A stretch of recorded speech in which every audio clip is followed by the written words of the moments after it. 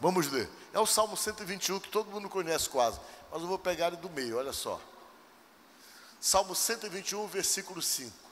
Vamos ler juntos, para poder já começar a desenvolver o negócio da proteção.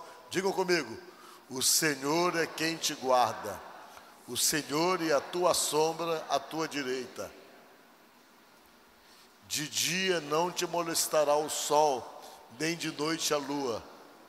O Senhor te guardará de todo mal, guardará a tua alma.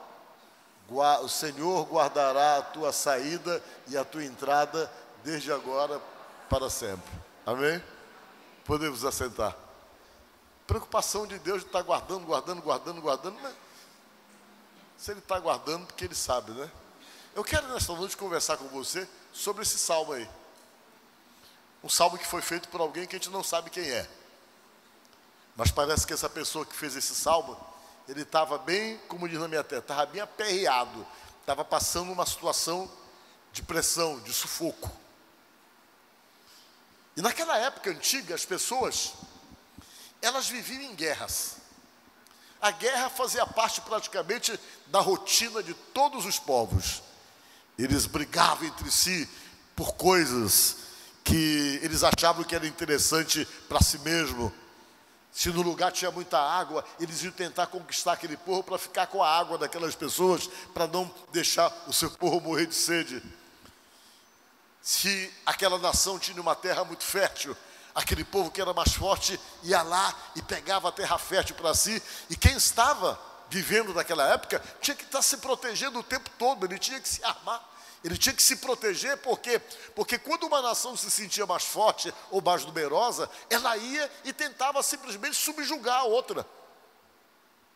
Isso era uma rotina, isso era uma constante.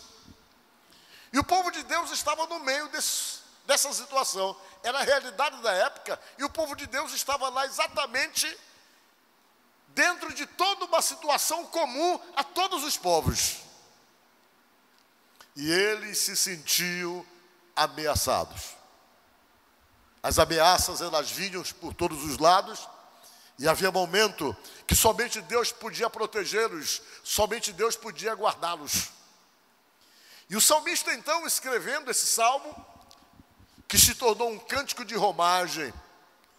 Isso é uma canção, esse salmo aí, que os judeus cantavam quando eles estavam em romagem.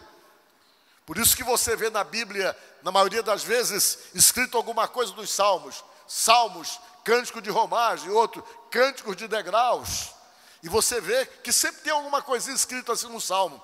Porque eram canções que eles cantavam em determinados momentos. Quando eles estavam em romaria, que estavam em romagem, indo para o templo, indo adorar, eles costumavam cantar exatamente esses cânticos que são chamados cânticos de romagem. Mas quando eles estavam subindo as escadarias do templo para ir para a adoração, eles cantavam os cânticos de degraus, que alguns estão escritos em alguns salmos, cânticos de degraus. E eles tinham um cântico então para cantar em todos os momentos, porque esses cânticos eram o que Deus realmente usava para poder colocar nele a mensagem, fazer com que eles pudessem gravar e guardar na mente exatamente as promessas de Deus e as doutrinas de Deus. Por que Deus fazia isso? Porque a maioria das pessoas daquela época, eles não sabiam ler. E como eles não sabiam ler, como eles iam guardar textos que eles não conseguiam ler na cabeça? Como eles iam guardar promessas de Deus se eles não sabiam ler? Deus pegava os textos, dava inspiração àqueles que faziam as músicas, e a pessoa fazia a música, e as pessoas começavam a cantar, e quando eles cantavam, eles iam decorando a promessa de Deus, iam decorando aquilo que Deus prometia a cada um, e eles não esqueciam mais. E cada vez que eles tinham que ir para um determinado lugar, eles cantavam um certo estilo de música, e aquela música vinha exatamente, entrava na cabeça, e nunca mais eles esqueciam. Você pode ver que até hoje é assim. Tem música que eu sei a letra todinha. Hoje, quando a gente está com a idade que eu estou, não é fácil decorar hino, não. Mas aqueles que eu aprendi quando eu era criança, até hoje eu consigo ler textos enormes, cantar textos enormes, porque está ligado à música. E quanto mais a gente canta, mais a gente decora o texto. Se você tivesse que recitar o texto sem a música, você talvez não consiga recitar o texto todinho. Mas a letra fica na sua cabeça, quando ela está acompanhada da música. Pode passar 200 anos, mas você, quando lembra da música, você começa a dizer os textos e os versos. Por quê? Porque é coisa que você ouviu desde criança, que você estava ali ouvindo e que ficou na sua cabeça. Essa era a estratégia de Deus. Quer ver uma coisa? Eu vou dizer um verso e você fala outro. Eu tenho tanto, mas com palavras, está na sua cabeça. Não é nem do seu, a maioria de vocês nem é desse tempo dessa música. Mas a música faz você decorar textos enormes. E eu vou contando uma estrofe, você conta outra, eu conto uma, você conta outra, eu conto uma, você conta outra, e a gente vai citar um texto enorme decorado. Por quê? Porque ele está ligado à música. Deus sabia disso, diga glória a Deus. Aí ele botava o povo para cantar. Cante a canção. E o pessoal cantava os salmos, e eles decoravam o salmo todinho. Tudo que está escrito lá ficava na cabeça deles como promessa de Deus, porque eles estavam lendo ali. Ou seja, eles estavam cantando aquilo que eles haviam decorado. E Deus, muito inteligentemente, queria falar da proteção. Inspirou alguém que talvez estava num sufoco e que fez essa canção, que é o Salmo 121, para tentar colocar doutrina na mente das pessoas. E essa pessoa parece que estava num aperreio muito grande, meio cercado, meio sem saída. E veio a inspiração do salmo escrito. Ele vem e começa dizendo: eleva os meus olhos para os montes. De onde me virá o socorro? Aí o que é que diz em seguida? O meu socorro vem do Senhor que fez o céu e a terra. Por que ele começa dizendo assim? Eleva meus olhos para os montes. Por quê? Porque naquela época havia uma cultura fora da cultura judaica que se dizia que os deuses estavam nos montes. A cultura grega, ela invadia tudo quanto era lugar. E dentro da cultura grega se dizia que os deuses estavam no Monte Olimpo. E por conta então de se ter esse entendimento de que os deuses estavam nos montes, os próprios judeus em si tinham deuses que eles imaginavam que estava na montanha, porque as pessoas falavam: não, o Deus está lá na montanha. Na hora do sufoco, tu olha lá para o monte, porque lá no Monte Olimpo que está Zeus, que está Hera, a mulher dele, que está Poseidon. Eles vivem lá na montanha, lá no monte, e tinha muita gente que simplesmente absorvia esse tipo de entendimento, e o salmista queria dizer que com ele era diferente, que o Deus dele não estava no monte. Como a maioria acreditava, como a cultura tentava colocar na cabeça de todos a existência de um Deus que ficava no monte esperando exatamente para poder ajudar e socorrer todo mundo. E o salmista começou dizendo o quê? Elevo meus olhos para os montes, mas eu me pergunto, de onde é que vem meu socorro? O meu socorro não vem do monte, mas ele vem do Senhor que fez o céu e a terra. Por quê? Porque eles não acreditavam em Zeus, não acreditavam em Hera, não acreditavam em Poseidon. Como havia então praticamente uma forma massificada de tentar dizer que os deuses habitavam em montanhas, e aqui ele veio o salmista e tentou dizer unicamente que o Deus dele não era da montanha, não era do monte, mas era o Deus criador dos céus e da terra. Olha, isso trazia uma confusão na cabeça das pessoas, porque muita gente acreditava nisso, que o Zeus estava no monte. Cadê? Tem a foto do Zeus? Olha o Zeus aí, era esse aí, cidadão aí. A Hera, a mulher dele, era essa aí. E o Poseidon, o do mar, era esse. E tem mais nove que eu não vou ficar colocando a foto deles aqui. E o pessoal acreditava que eles viviam no monte, por causa dessa cultura grega do Monte Olimpo, da existência dos deuses dos montes. E isso deixava todo mundo sem entender. Por que os judeus têm esse negócio? Porque na época, uma cultura quase que universalizada era que todo mundo tinha que ter um Deus, uma imagem, uma escultura que representasse o seu Deus. E os judeus não tinham. E o pessoal ficava, mas como é que eles vão para a batalha e não levam o Deus deles? Como é que eles vão para a batalha, mas não levam nenhuma imagem?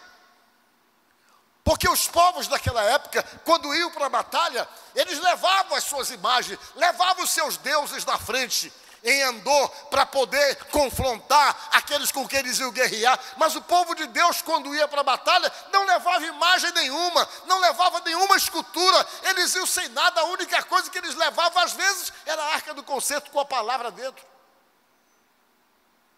Isso incomodava. Porque eles não entendiam. Rapaz, eles são... Eu não vejo ele levar Deus nenhum. E diz o Salmo, qual é o Salmo? 100. O Salmo que fala, onde está o Deus deles? Olha só o que é que eles falavam. Porque eu me que deu um branco do Salmo agora aqui. O pessoal perguntava. Ela vai já colocar aí sobre esse Salmo. Olha aí. É o Salmo... deixa eu ver aqui. Ela está procurando lá. Onde o povo de Deus cantava e explicava que o Deus deles, eles não precisavam levar em Endor na frente, não. Que o Deus deles nem era feito por mão dos homens. 115 é o Salmo, me lembrei agora. É o Salmo 115, onde eles cantavam dizendo, explicando para as outras nações, que eles agiam diferente. Que além de não acreditarem nos deuses dos montes, das montanhas, eles também não precisavam levar a imagem de Deus nenhuma. Porque eles entendiam que o Deus deles estava no céu. Diga glória a Deus. É o Salmo 115, olha aí. Porque diriam as nações, onde está o Deus deles? O pessoal perguntava, porque eles não levavam imagem. Eles diziam, e o povo de Deus respondia, no céu está o nosso Deus, e tudo faz como lhe agrada. Aí eles pegavam vinho e começavam simplesmente a falar dos deuses dos outros. Prata e ouro são os ídolos deles, obra das mãos dos homens. Tem boca e não falam, tem olhos e não vê, tem ouvidos e não ouvem, tem nariz e não cheiram. Suas mãos não apalpam, seus pés não andam, nem som nenhum lhe sai da garganta. Eles falavam, torne-se semelhante a eles, os que o fazem e o quanto deles confiam. Eles cantavam isso. Deus criou um salmo para eles cantarem, constantemente sair, para eles entenderem que eles eram diferentes. Se as outras nações tinham deuses feitos de prata, de ouro, que eles não precisavam disso, que o Deus deles estava no céu, eles iam cantando e incutindo na cabeça exatamente o quê? A doutrina que Deus queria. E eles cantavam, e no momento que eles cantavam, eles se convenciam que o Deus deles estava no céu, e que os deuses que as pessoas tinham, não tinha valor nenhum, porque tinham pés, não andavam, tinham boca e não falavam, e que o Deus verdadeiro é o Deus que habita nos céus, e que agia em favor deles com o seu poder milagroso. Aí eles passavam então o quê? A confiar em Deus. No Deus que a Bíblia chama de invisível aos nossos olhos físicos. E baseado nessa proteção, o salmista começou então a falar do Salmo 121, que são as atribuições de Deus quando se trata de proteger você. Aí ele vem e começa a comentar, dizendo, primeiro, ele diz assim, o seu socorro vem do Senhor, não do Monte Olimpo ou dos deuses que ficavam nos montes. Depois ele diz, esse Deus que você serve, Ele não vai permitir que teus pés vacilem. Diga glória a Deus. Ele está dizendo que Ele está com você e que Ele vai te firmar muito bem no chão. Vai ser difícil derrubar você. Por quê? Porque é Ele que sustenta os teus pés para você realmente não arriar, não desabar. Ele sustenta você. Diga glória a Deus. Olha a promessa dele. Ele não cochila, não dormitará. É certo que não dormita, que é cochilar, e nem dorme o guarda de Israel. Ele tenta dizer para mim para você, como ele falava para o povo dele antigamente, olha, eu guardo você, eu estou atento, eu não costumo cochilar e nem dormir. Diga glória a Deus. Eu estou atento para poder cuidar e proteger você. Depois que ele diz isso, ele diz, é certo que o Senhor é quem te guarda. Aí ele começa, o Senhor é a tua sombra e a tua direita. O que ele quer dizer com isso? Primeira coisa, sombra. Era para dizer que ele está com você onde você estiver. Ele não abandona você, ele está junto. Você pode perceber que quando ele usou essa terminologia com respeito à sombra, é para dizer para você, para onde você vai, a tua sombra vai atrás. Se você para, a tua sombra para. Se tu continua, ela continua. E preste atenção, que você pode sair daqui, a sombra vai junto com você. Na hora de dormir, a sombra está lá. Você sai daqui para ir fazer um lanche ali, mas a sombra está junto. E Deus quis dizer exatamente isso, que Ele é um Deus tão presente, que Ele é que nem a tua sombra. Diga glória a Deus. Ele vai estar com você por todos os lugares. E depois que ele fala que ele é a tua sombra, ele diz que é a tua direita também. Para quem é destro, né? Que se você é esquerdo, ele ia dizer, eu sou a tua esquerda. Por que ele fala isso? Porque a primeira reação dentro de uma batalha de defesa é levantar o braço destro. Por exemplo, até hoje nós temos esse reflexo de defesa. Aquelas pessoas que analisam os crimes, eles sabem muito por isso, porque se alguém vier atacar você, se alguém jogar uma pedra em você, se alguém vier dar uma paulada em você, a primeira defesa que você tem instintivamente é levantar teu braço direito e tentar parar o que quer bater em você com seu braço direito, que é a sua proteção, que você usa na hora para tentar se proteger. Deus está dizendo que Ele é a tua direita para tentar explicar para você que Ele é essa tua proteção. Diga glória a Deus. Quando alguém tenta te atacar, com a mesma reação de instinto que você tem para se proteger com a sua mão direita, essa reação que você tem instintivamente é exatamente a forma como ele age quando você realmente está sob ataque. Ele vem e é a tua mão direita para te proteger. Aí depois que ele fala isso, ele diz mais o quê? De dia não te molestará o sol, nem de noite a lua.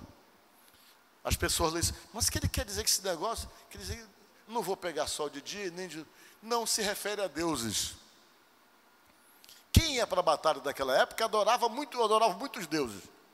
E um dos deuses que era muito adorado naquela época era um deus do sol. Um deus solar, chamado Baal. Que tinha uma mulher, uma deusa, que era considerada a deusa da lua. E o nome da deusa da lua, até anotei aqui para você, para a gente não errar. Astarte. As duas ele era o deus do sol, que era o Baal, e a Astarte, que era deus da lua, que eram os deuses que as pessoas acreditavam e levavam para a batalha e que eram ameaçadores. Quando alguém ia para a batalha, dizia, rapaz, de dia quem vai atacar a gente é o Baal, de noite quem vai atacar a gente é a Astarte. E havia aquele medo com respeito a isso.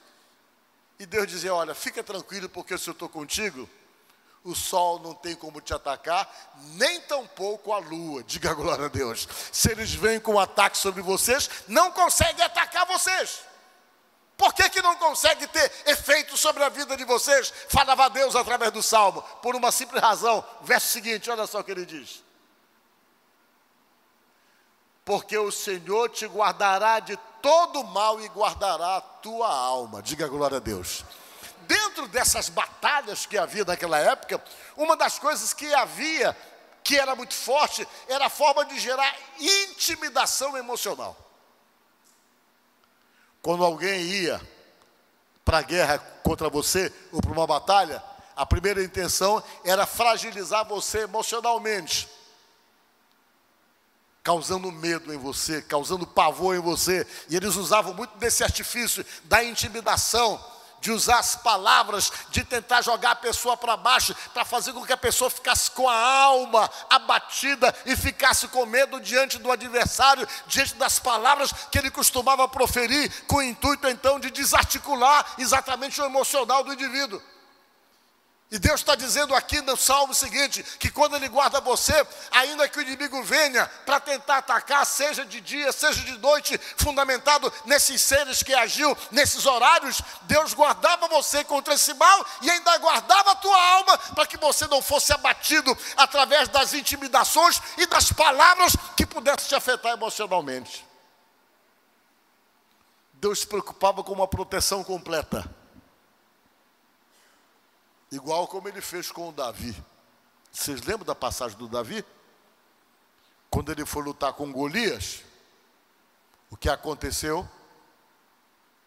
Quando disseram para Golias, Golias, tem um homem que vai duelar contigo lá no vale. O povo de Israel conseguiu encontrar um homem. Amanhã, tantas horas, desça a montanha, vá lá para o vale, que esse homem vai aparecer.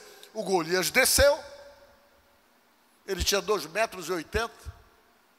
Era muito forte, era uma máquina de matar. O camarada para matar, todo mundo tinha medo dele. Tinham tanto medo que o exército de Israel não tinha coragem de sair para uma batalha, para uma luta assim em campo aberto, porque eles tinham medo de perder por causa do Golias. Era o bambamã deles lá. Era o melhor jogador do time deles, era o Messi deles lá. Eles eram um camarada poderoso.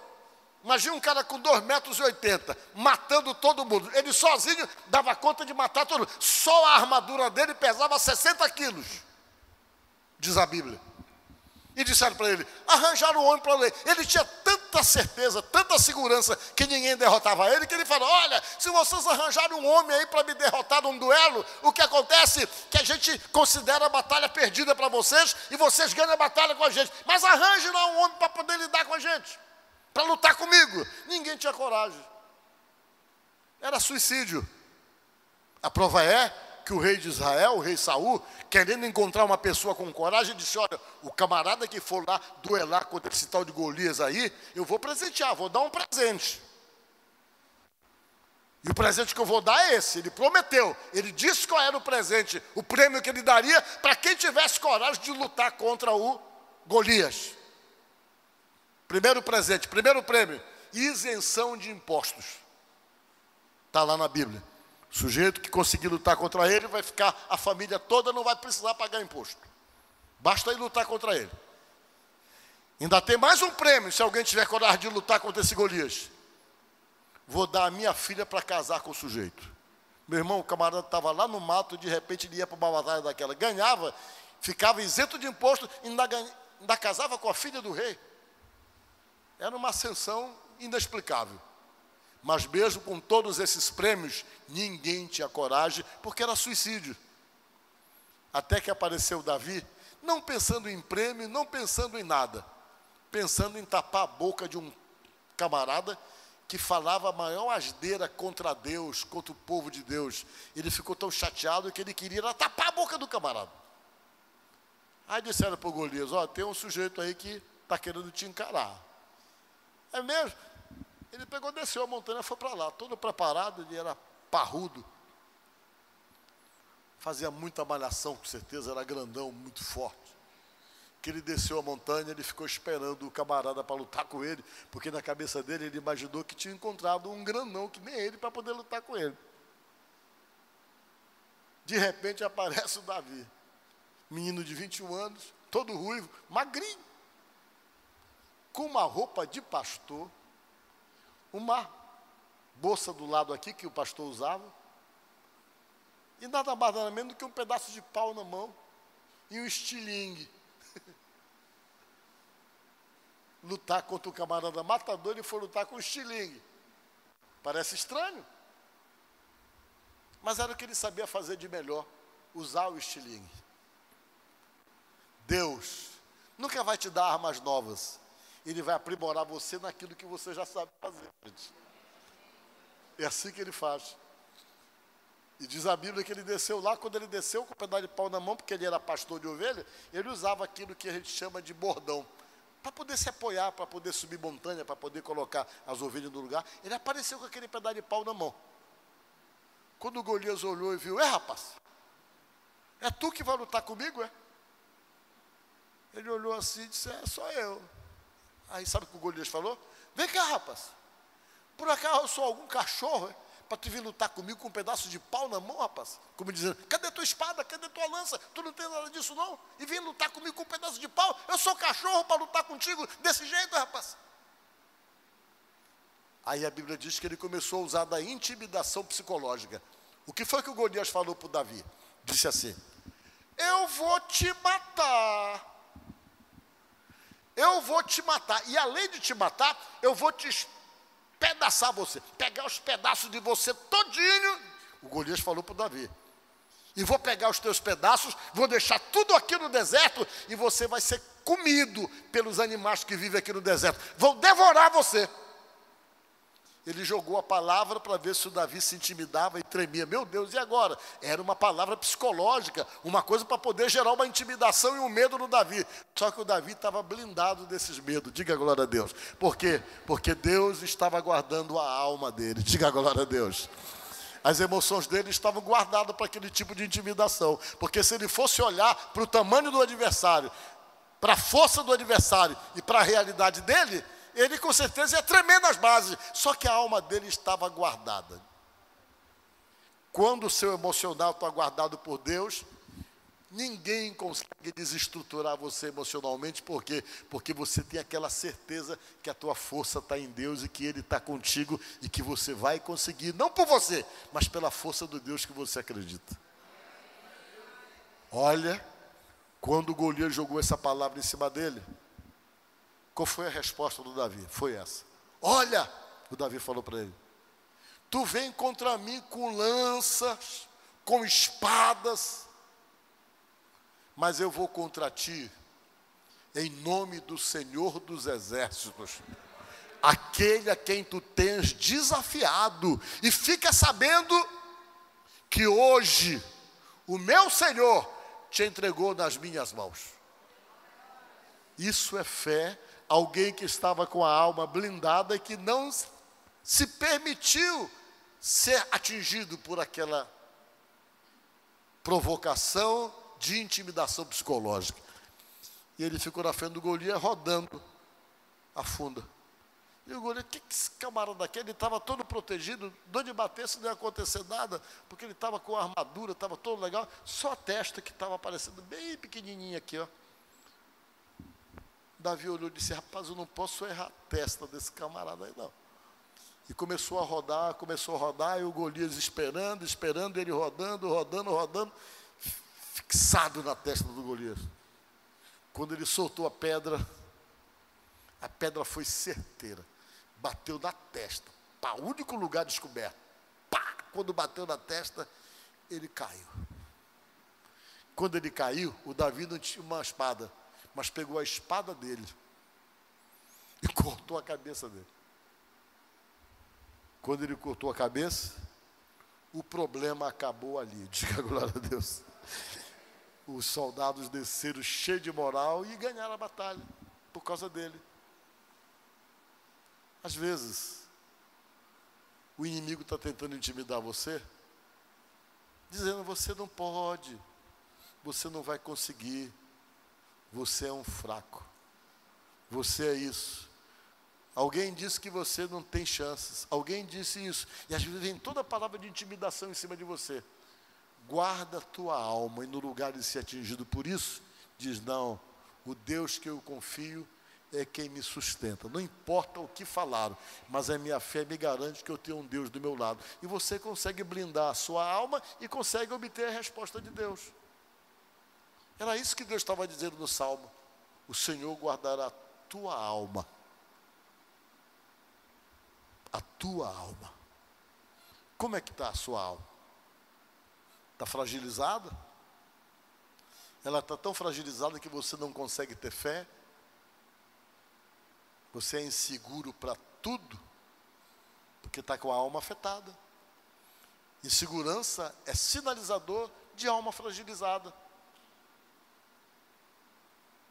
Além da insegurança, que é um sinalizador da alma fragilizada. Outra coisa que é um sinalizador da alma fragilizada é o complexo de inferioridade. É porque a sua alma está fragilizada. É quando você se sente menor diante dos outros. Às vezes isso é construído dentro da gente, desde criança. Às vezes a gente ouve coisas dos pais. Ah, tu é um problema, tu não vai dar certo, tu vai sempre dar errado, tu é o que mais dá trabalho aqui em casa. E você fica ouvindo aquela coisa toda assim, aquelas palavras depreciativas, e você cresce com isso, com a alma totalmente fragilizada, se sentindo o pior das coisas que você possa imaginar. Aí você fica sem coragem, às vezes, a dificuldade da vida. Às vezes é a pobreza que tira de você a dignidade, a possibilidade das coisas. Cada um tem uma maneira de reagir. Às vezes você reage com insegurança. Eu até contei uma história minha aqui uma vez, que eu acho que eu vou contar de novo. Quando eu tinha 16 anos, 15 anos, tinha uma colega minha que ia para o colégio comigo todo dia. Eu tinha 15 para 16 anos. Eu achava ela bonita, eu era apaixonado por ela. Mas eu não tinha coragem de falar para ela que eu me sentia, sabe como? Um degrau social abaixo dela. Não, acho que uns 10. Eu sentia que eu estava lá embaixo. O pai dela tinha boas condições, tinha uma vida estável, e a minha vida era muito humilde. Eu só tinha uma calça e uma camisa. O bom era ir para o colégio, porque no colégio todo mundo usava farda e nivelava todo mundo tinha que usar farda.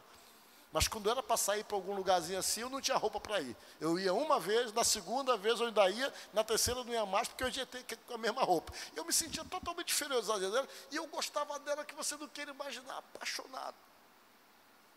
Essas paixões de 15, 16 anos. Mas eu nunca tive coragem de chegar junto, que eu achava que se eu chegasse junto eu ia perder a amizade e daí ia sofrer algumas humilhações. Os anos se passaram, eu fiquei velho. E um dia eu encontro com ela. Ela e o marido dela, que por sinal era um amigo meu, que estudava no colégio, que eu imaginava que era dele, que ela gostava, e ela acabou casando com ele. Mas depois de muitos anos eu encontro, ela fala para mim: poxa, Paulo, foi muito difícil, ó. Eu era apaixonada por ti, mas tu nunca nem chegou junto, nunca falou nada, eu não sabia o que eu fazia. Eu digo: meu Deus, me conta essa história direito. Quantas noites eu chorei e sofri. A gente fica naquela, né? Quando está gostando de alguém, naquela época o pessoal já tinha a sofrência da vida, né? Já ficava naquela... Tinha sofrência na época. Eu digo: mas por que você nunca me falou isso aí? Ela disse: pois é. Depois tu sumiu, andei atrás de ti, andei atrás de ti, depois fiquei sabendo que tu estava casado. Aí eu casei com o Rafael. E falei para o Rafael que gostava de ti. Aí ela botou o Rafael no telefone. Ah, Rafael, estou contando a história para ele aqui. Aí ele pegou o telefone e disse: perdeu o Playboy. Para mim, ó. Deu uma raiva. Vocês estão entendendo? Às vezes, a sua alma está tão comprometida que você se sente aquém a tudo.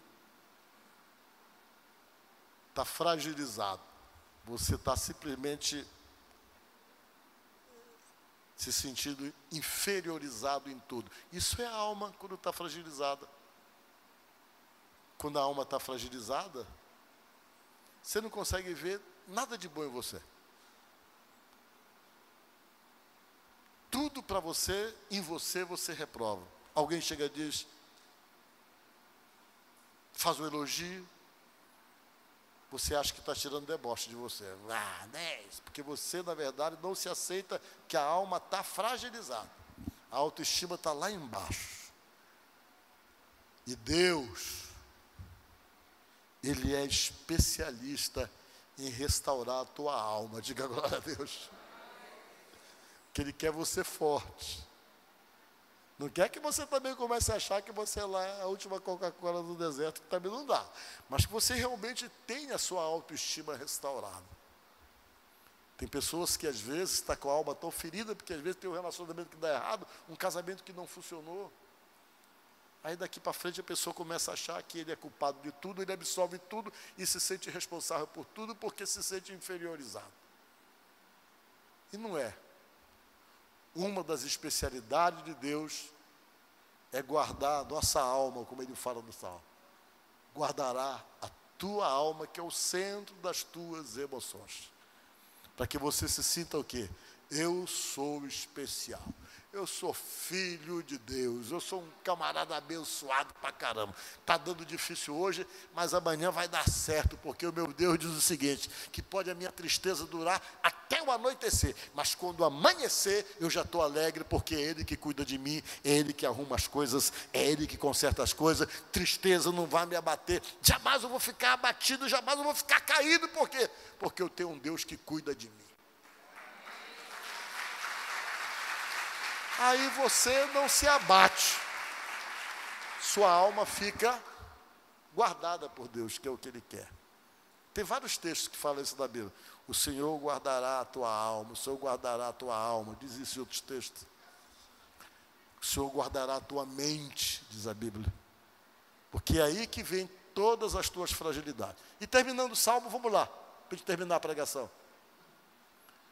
O Senhor guardará a tua saída, a tua entrada, desde agora e para sempre. Se você está com Ele, Ele é a tua proteção, tu pode entrar lá no Morro do Bombom e depois sair, que não vai acontecer nada, porque você vai ter um Deus protegendo você.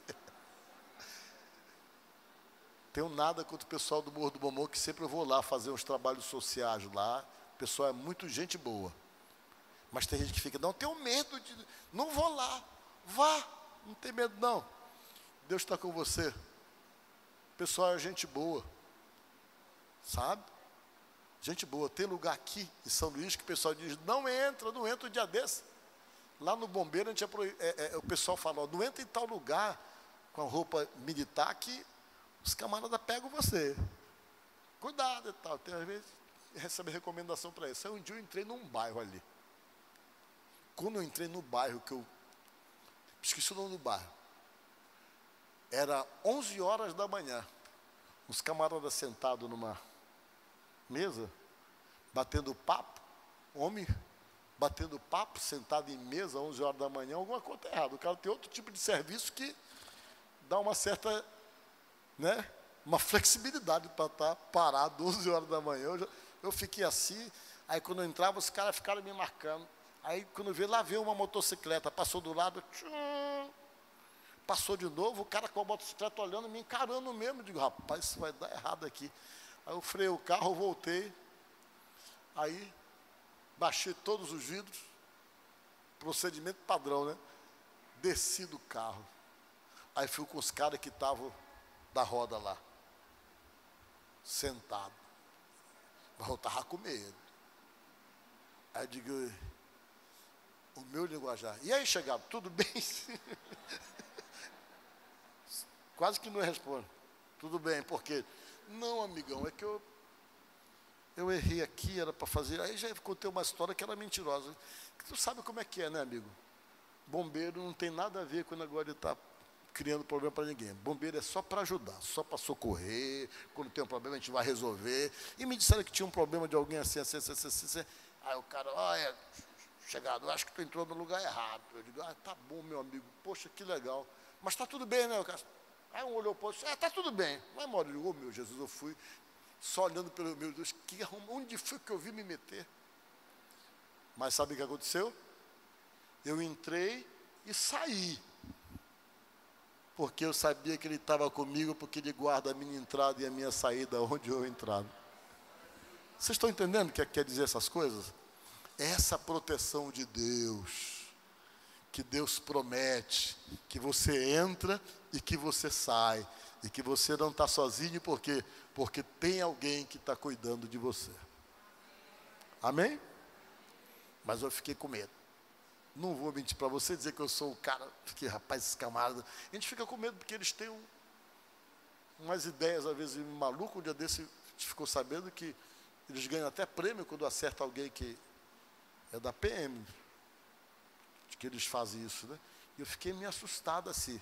Mas graças a Deus, Deus provou que Ele vai na entrada e vai na saída também. Depois eu fiquei sabendo que esse bairro para ali é um bairro onde geralmente a polícia vai para poder pegar os carros roubados, porque sempre estão lá, no mesmo lugar.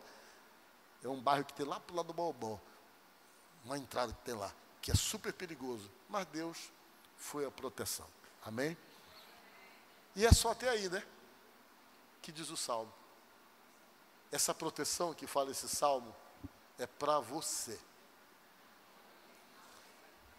Por isso que Deus mandou, cantem isso e deixa registrado.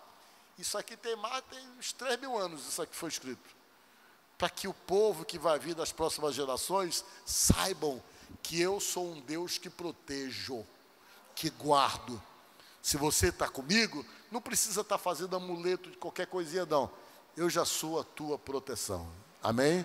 Era isso que ele tentava dizer para as pessoas que usavam aquelas coisas todas. Não precisa, o Deus de você está no céu e Ele é o teu livramento. Então que esse Deus seja o seu livramento e a sua proteção. E na hora que você possa estar confiando nele, que Ele é o que te guarda. Amém?